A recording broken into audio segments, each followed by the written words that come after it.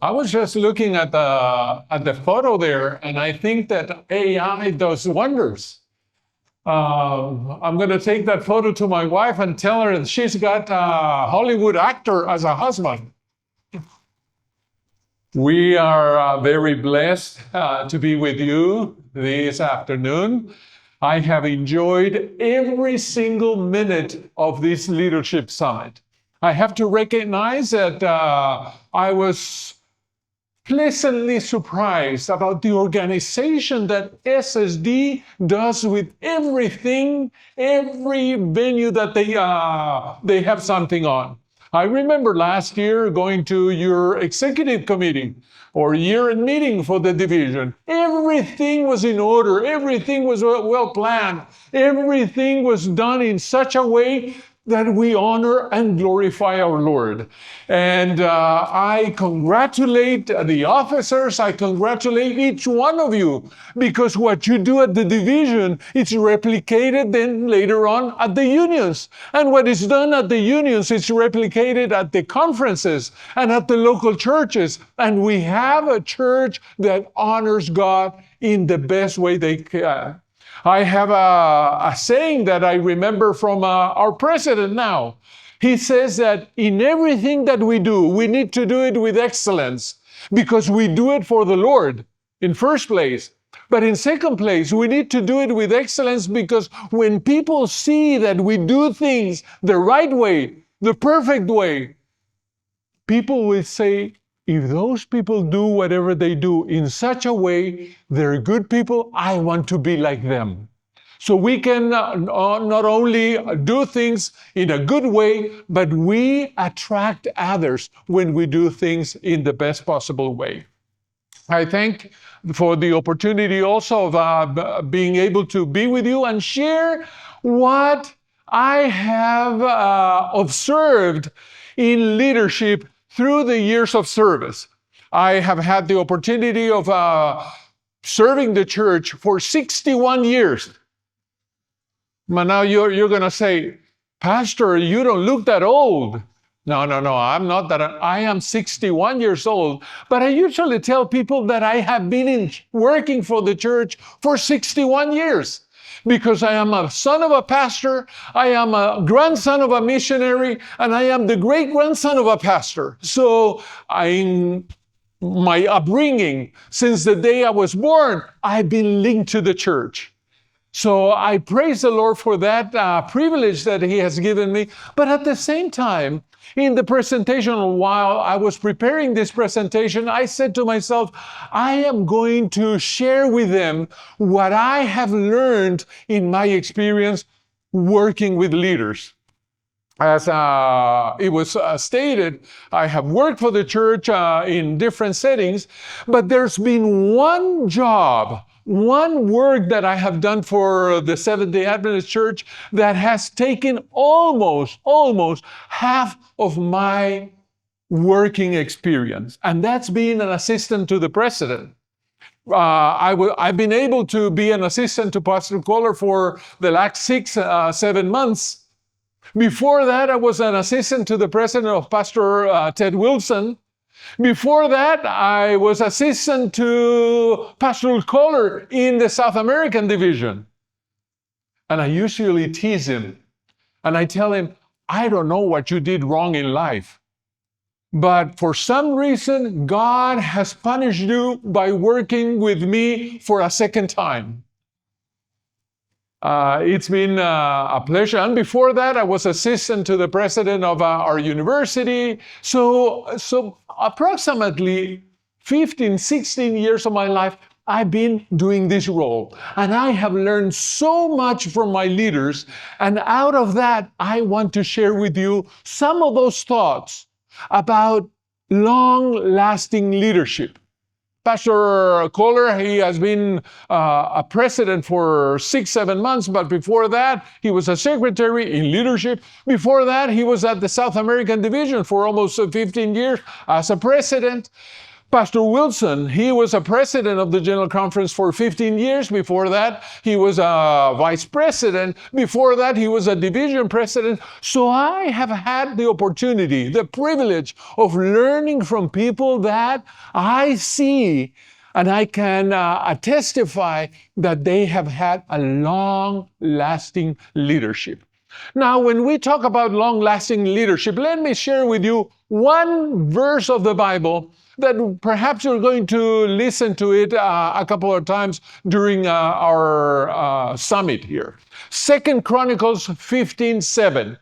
And it says there, "But for you, as for you, be strong and do not give up, for your work will be rewarded." One of the things that we have to learn as leaders of the church in the different areas that we work. And some of us may think, well, I don't hold a presidential position. I don't hold an officer position. I don't hold a leadership position.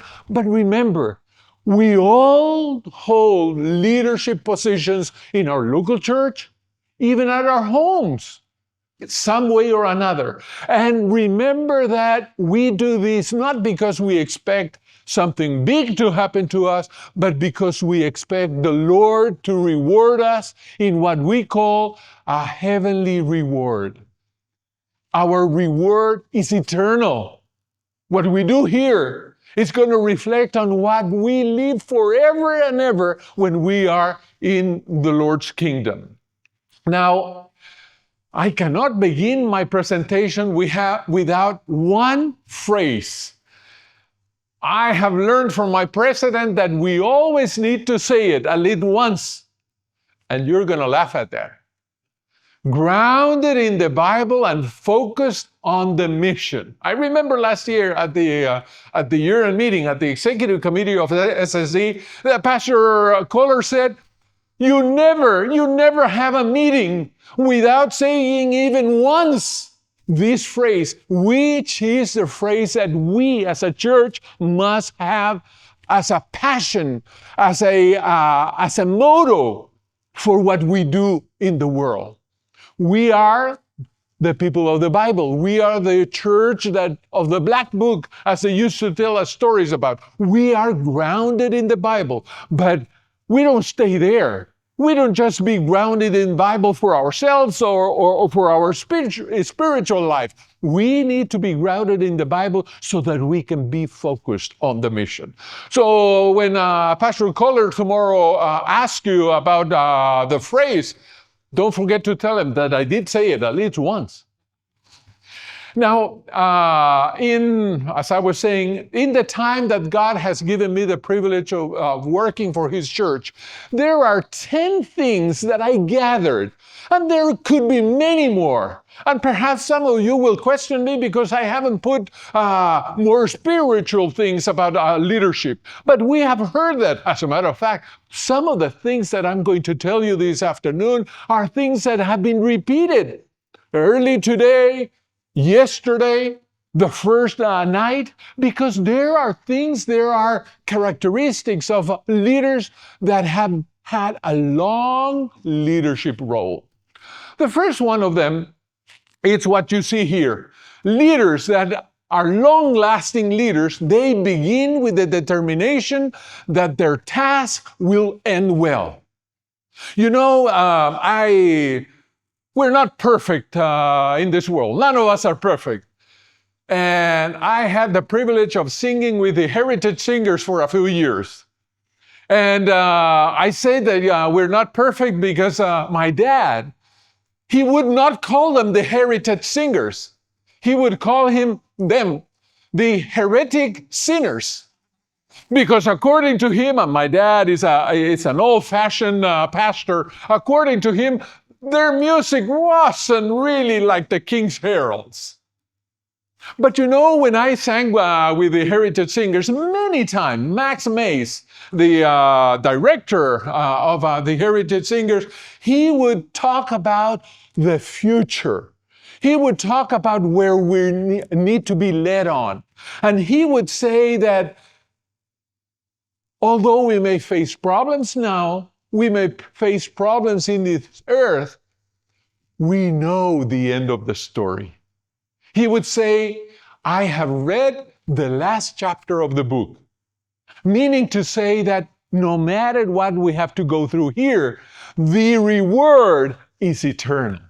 Now, when we talk about leaders, that they begin with the determination that their task will end well, what we mean to say is that rarely a leader, a long-lasting leader, will act accidentally.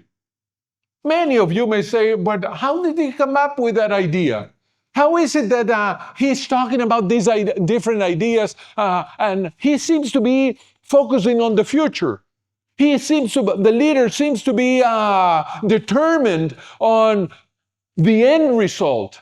And that's the way that I feel that leaders that have a long-lasting leadership, they work.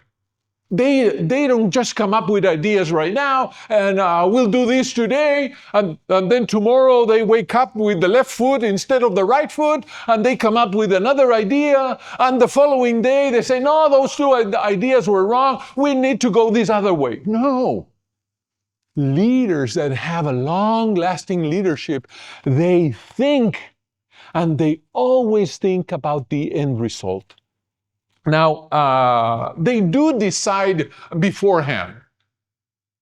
If you ask me, the grounded in the Bible, focusing the mission, the integrated for mission, all these did not come up in the heads of the officers, Pastor Kohler, Pastor Magdiel, and Pastor Douglas, from one day to another. We usually meet, or they usually meet, 2 or 3 times a month, maybe for an hour, maybe for a whole afternoon. Sometimes they meet for the whole day because they're planning for the church. They consult with each other. They talk about what they feel it's the Lord's will for the church. I get to be with them in those meetings. And because I'm usually the person that follows up with the different things that happen in the executive officers meeting, what they call EOM, executive officer meeting, the 3 of them meeting. And I can testify to you that the sentence that we have read earlier on, the thoughts about integration for the church, how we should all come together, they had it in mind. But they talked about it. They even planned how we should engage the church with it before they came up and showed it to the world church. So this means that when our leaders, when long-lasting leaders, they think about something, they plan about something, they talk to the Lord about it. They're thinking about what is going to happen at the end. They look far beyond. No, they don't just look for tomorrow, what's going to happen tomorrow or the following week, but they look into the long term. They decide beforehand with a goal in their mind. And in the case of our leaders right now, our 3 officers at the General Conference, they have decided that they want to be grounded in the Bible, focus on the mission, integrated. And you're going to hear about this in the following years. Because it's not just something that they want to do now, and then next year they're going to come up with another idea, and the following year with another idea. No, they want the world church. And they pray about it and they talk about it so that it will be a long-term goal. Now, also, it's not that they just come up with an idea and they just leave it there. They are continuing, the long-lasting leaders, they continually strive to improve their ideas. A growth for those ideas, how that they can develop those ideas in different ways. But that is what they think about when they talk about beginning with a determination and knowing that the task will end well. The second thing that I've thought about long-lasting leaders and that I see in our leadership around the world is the fact that sometimes, many times, most of the times, they have a broader vision of what they themselves are. It's not just about them. It's not that they talk about things, it's not that they plan about things, thinking on themselves. They think on the bigger picture. They think on the broader picture.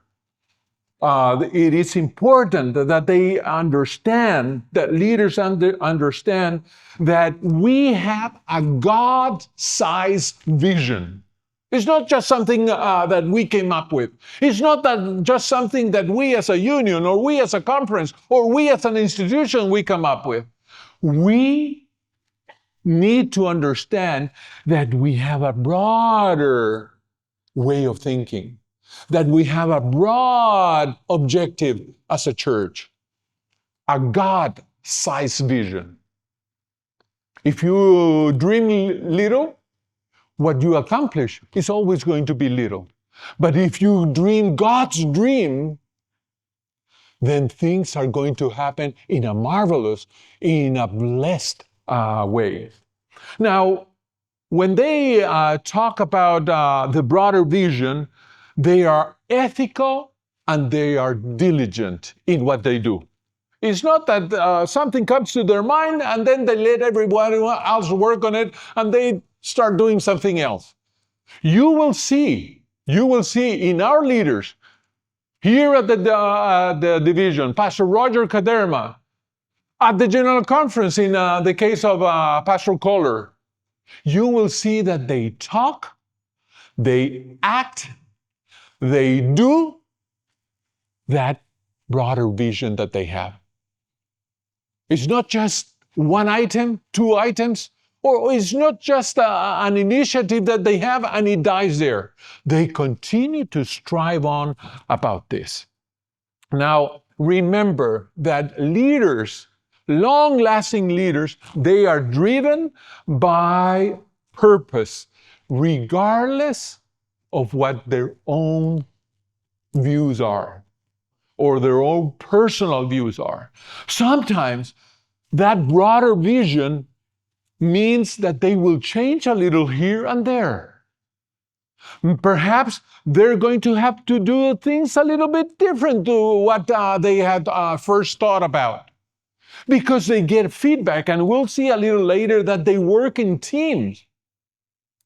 But in spite of the fact that sometimes the things that they do, they need to be adjusted, the broad vision continues. Now, let's never forget that they have to be ethical and they have to be diligent in everything that they do. Leaders, Christian leaders, Seventh-day Adventist leaders, they must be ethical in all the things that they do. We heard this morning and we heard yesterday, it's not just a matter of trying to portray ourselves as good people.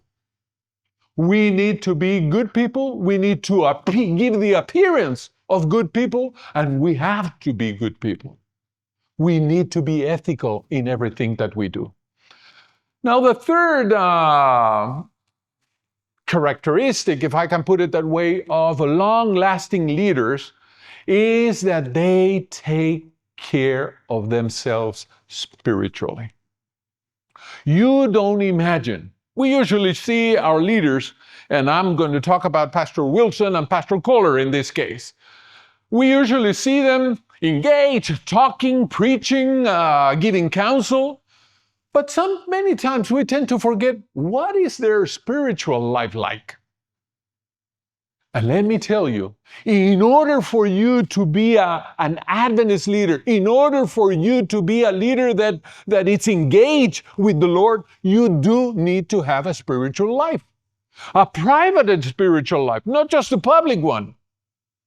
Many times, with both presidents, my office is right next to them. There's a main entrance to Pastor Kohler's now office, used to be Pastor Wilson. There's a main entrance where his administrative assistant is. My office is right next to it. I have my administrative assistant on this side, and I can enter to my office.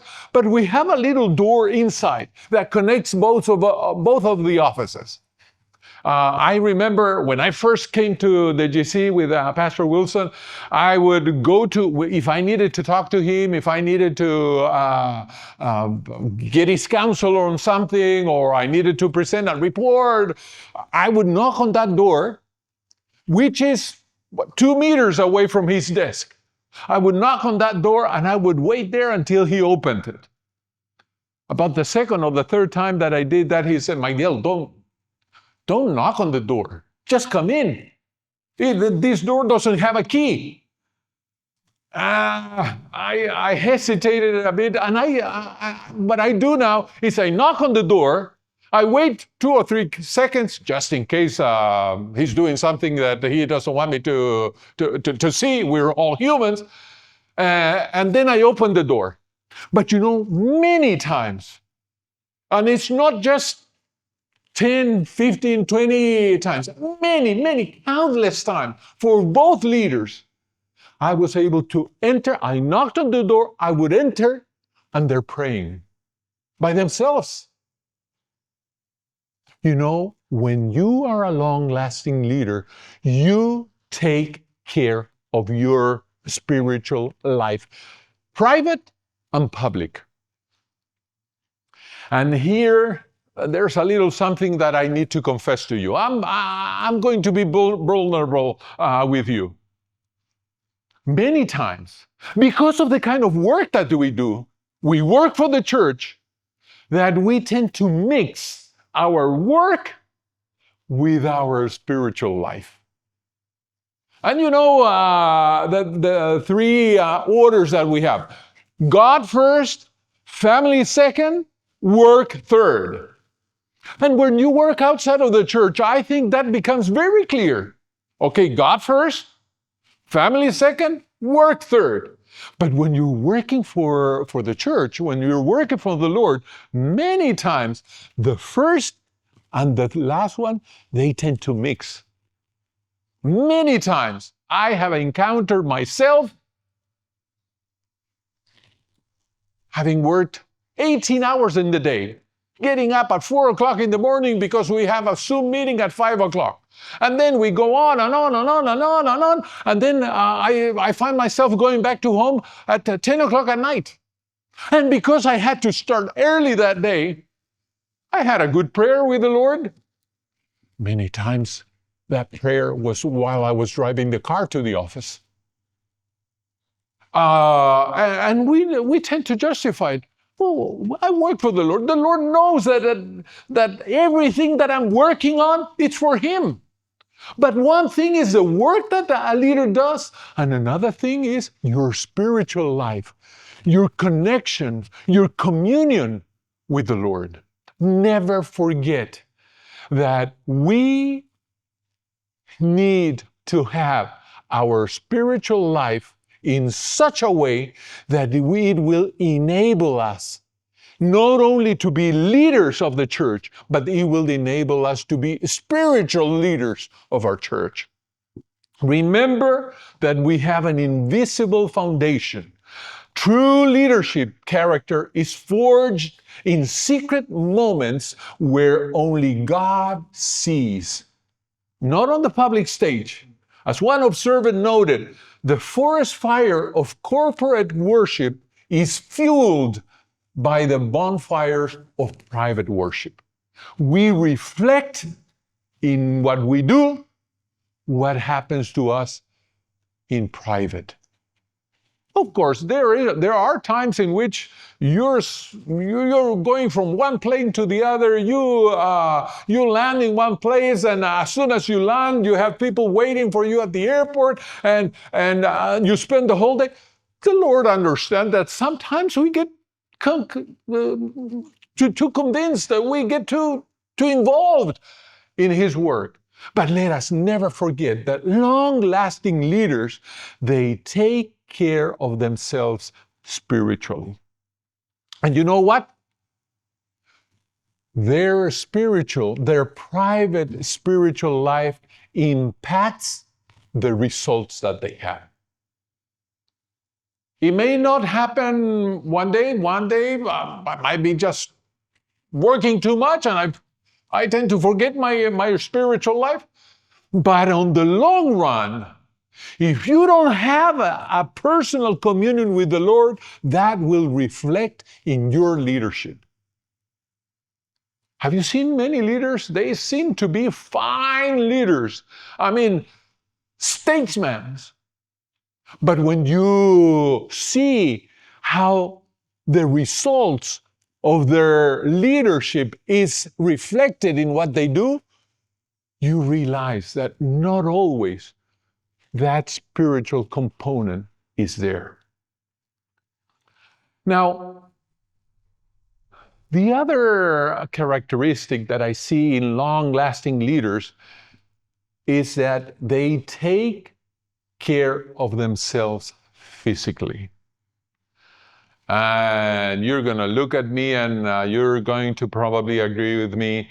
He is not the best person to be talking about taking care of himself physically. I don't know, but you know that when I was a younger person, I would never go to the beach without a t-shirt because I was so skinny that I was ashamed. I got embarrassed because if I took my t-shirt out, people would see my the lines of my how do you call them? The ribs, my ribs. It's been a long time since that. Perhaps now I don't take out my t-shirt because they're going to see that I have a big tummy. But you know, long-lasting leaders, they do take care of themselves physically because we believe in our bodies, that our bodies are temples of the Holy Spirit, and we believe that we need to take care of ourselves physically, mentally, and spiritually. I'm not that good at doing exercise. I have to recognize that. But you know, Pastor Kohler, he likes to go on walks. Half an hour walk, 40-minute walk. If we have a little time, we may even go up to an hour walking, and we walk fast. But you know, sometimes I dread when he tells me the previous night, Magdiel, let's go for a walk tomorrow morning. Because that walk usually means 6 o'clock in the morning. And I have to recognize that I need my 7 hours of sleep. And when you're going back to your room, your hotel room at 11 o'clock at night, those 7 hours they just are not there. Pastor Wilson, he would also walk every day, every morning. He was even more challenging because it didn't matter if it was raining, it didn't matter if it was cold, he was still going to walk. And when he walks, he puts on his earphones and he listens to sermons, he listens to Ellen G. White writings. Long-lasting leaders, they also take care of their bodies. They take care of their physical health. The following thought that I have on long-lasting leaders is that they invest in their families. And again, we love our families. We understand that in the order that we have, God first, family second, work third. But how many of you agree with me that sometimes our family is last? We need to do something, we need to travel, we need to go and preach, we need to have a seminar, we need to prepare for this, we need to prepare for that. And our family stays in the last place. You know, something that I have thought, and I have thanked my parents, and as I told you, my dad is a pastor, many times, I would look at him and I would admire him for something. He was an evangelist. He worked for the union. He was an administrator, but he would always take Sundays off whenever he could. I need to explain that too. But when he could, he would take a Sundays off to be with us, his family. We're 4 boys. Or we were 4 boys. Now we're a little older than boys. And sometimes, in South America, we like to play soccer.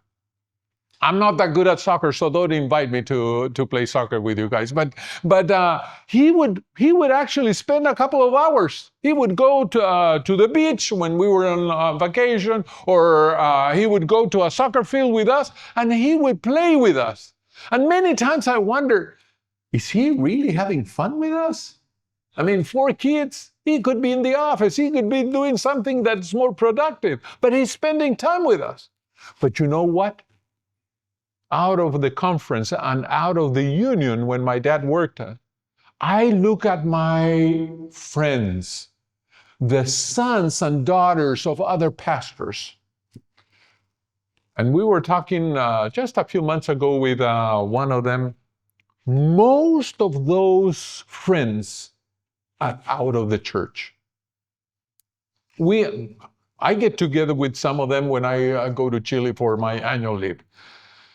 And there's been quite a few times in which I have asked them, why are not you involved in church?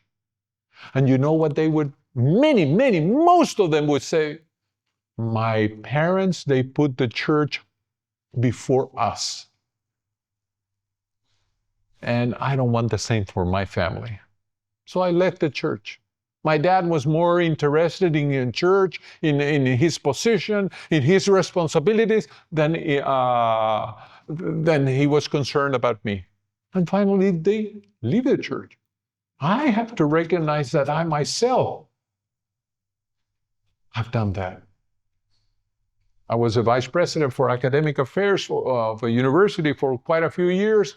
And because during the year, you work with students, and in our case, in summertime, we used to have Loma Linda, a couple of master's programs from Loma Linda, a couple of master's programs from Andrews University, and because there were professors coming from those universities, I would stay in the university campus for the whole summer. And you know what my kids tell me up until this day? Dad, when we talk about holidays, and they love me, and sometimes they hit me, but not physically. But you know what? Many times they tell me, Dad, when we were kids, we had our friends at the university campus, that they would go to the beach during the summer, they would go to the mountains. In Chile, we have mountains and lakes. They would spend time there. And they came back, and usually at the first day of school, the teacher at the elementary school, even at the high school, they would say, okay, everyone, what did you do during the summer? And people talked. They went out to another country. They went to, Disneyland, or they went to the beach, or they went to this place, another place. And we were always embarrassed to say where we had spent our summer, because we never went anywhere. My friends, you as leaders, you need to take care of your families. You need to watch, you need to invest in your families. Not only because they're important, not only because God has given them to you, but you need to invest in your family because they're also your sounding board. How many times has your spouse talked to you about something that you have done or something that you have talked about, and you have changed your mind because of the counsel of your spouse? It is important to invest in your family, because your family, it's going to be the one supporting you when everything else is gone. Sometimes we spend 30, 35, 40 years working for the church. But you know what ends up happening? When we retire, our families almost stray from us. Our wife or our spouse, husband or wife, they're involved in their work. They have worked for so many years without us, without our involvement. Then when we retire, and then we think, okay, now I'll have time for my family. The family is gone. Another item that I have seen in long-lasting leaderships is that long-lasting leaders, they treat people well. It's not just a matter of being courteous to one another. They are respectful. They talk with their peers. They talk to the ones that they lead. They dialogue with them. They learn from the people that they lead. You know what? When you treat people good, when you listen to people, when you get advice from people, you know what? Your leadership strengthens. Your leadership becomes everyone's part. When you involve other people, when you treat people well, they will work with you, not only because they're supposed to, but they will work with you because they enjoy, they feel important, they feel a part of your institution.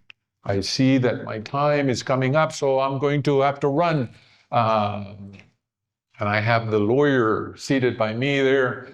And before I came up, or earlier today, he told me, you better stick to the time. So I have 2 minutes, 2:47 minutes. So please give me a minute more. I need to finish. Number 7, what I have seen in long-lasting leadership is that leaders that last, they share the workload. You know, many times I have encountered it myself. I ask someone in the general conference, a colleague, a director of department, an administrative assistant to do something.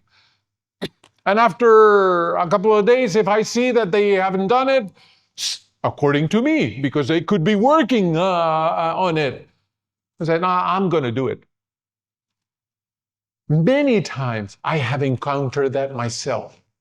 But in long-lasting leadership that I have seen in our current president, in our former president, in those leaders that I had to work with in my life, I see that for long-lasting leaders, they share their workload. They share the vision. And when they share the vision, they can be influenced to others. And those other people can influence others, and then we are all working for the same objective. You know something?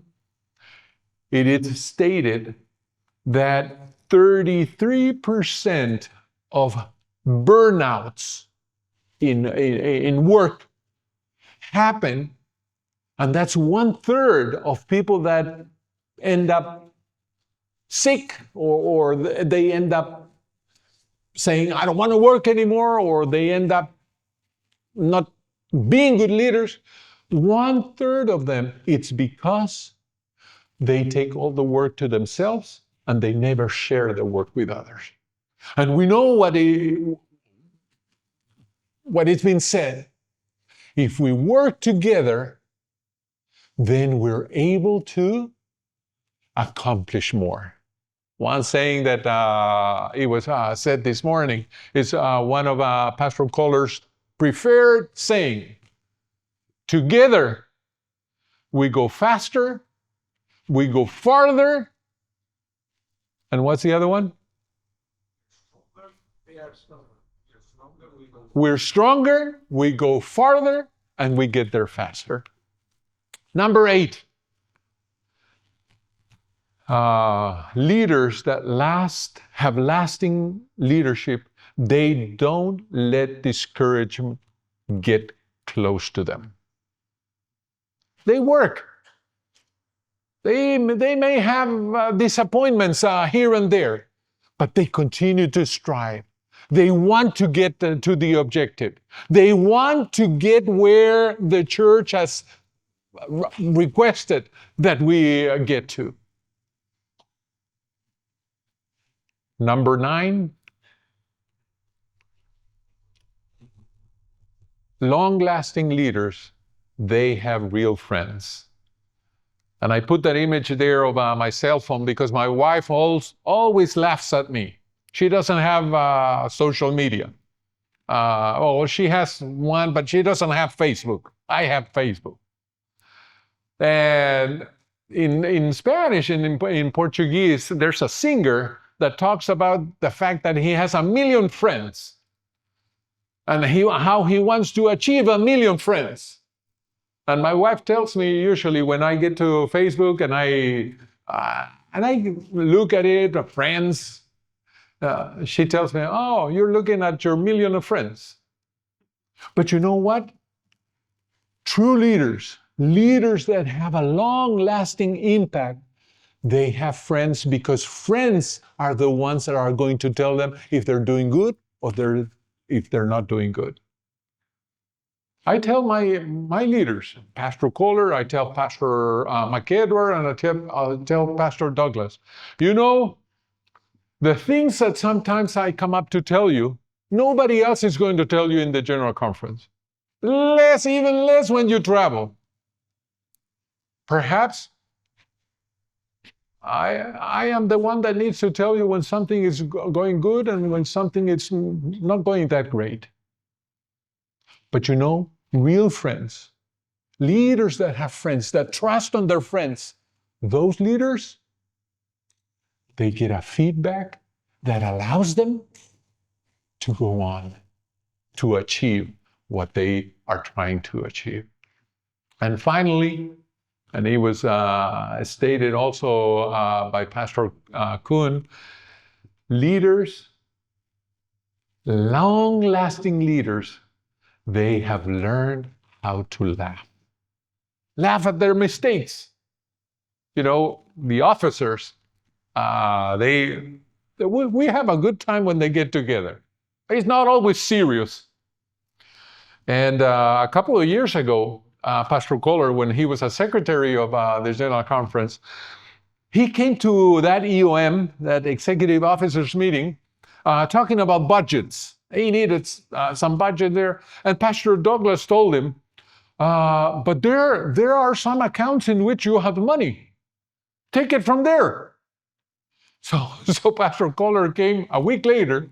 He had looked at all the accounts of Secretariat, and he said, I found money in one of those accounts. And Pastor Douglas said, oh, good. How much do you have? And he said, $100. From then on, and that was in the time that Pastor Wilson was the president, Pastor Kohler was the secretary, and Pastor Douglas was the treasurer, up until now, whenever the officers are talking about that they need a budget here, they need some funds here and there, they laugh and they say, well, let's take it from a Secretariat miscellaneous account, because that has $100. When leaders, long-lasting leaders, when they approach, when they laugh about their errors, they laugh about life, they enjoy working together, you know, that creates confidence in those that are being led by them. I'm sorry I had a little more that I wanted to share with you, but you know, we pastors, it happens to us. We get so engaged that we usually go over time. I did go over time, Elder McFarland. I'm going to sit very far from you so that you don't tell me off. May God bless us in everything that we do so that we can be long-lasting leaders.